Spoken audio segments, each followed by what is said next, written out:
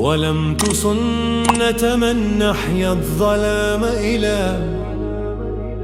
أن اشتكت قدماه الضر من ورم، وشد من سغب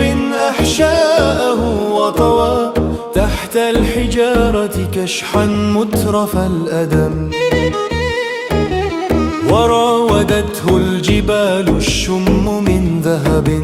عن نفسه فأراها أيما شمم، وأكدت زهده فيها ضرورته،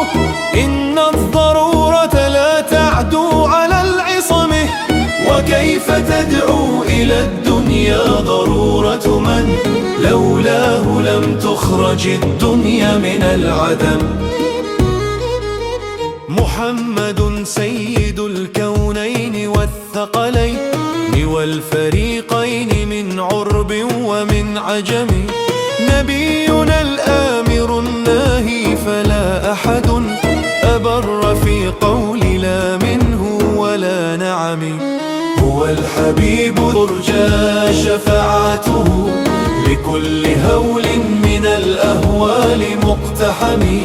دعا إلى الله فالمستمسكون به مستمسكون بحبل غير منفصم،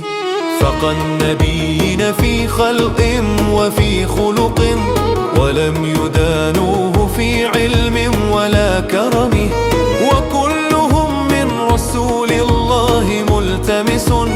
غرفا من البحر أو رشفا من الديم، وواقفون لديه عند حدهم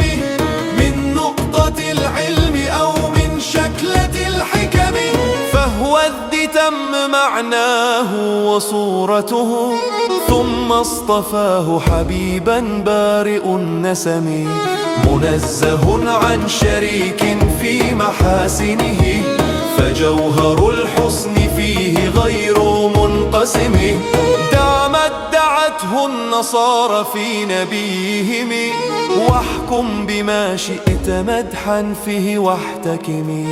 وانسب إلى ذاته ما شئت من شرف، وانسب إلى قدره ما شئت من عظم، فإن فضل رسول الله ليس له حد فيعرب عنه ناطق بفمه.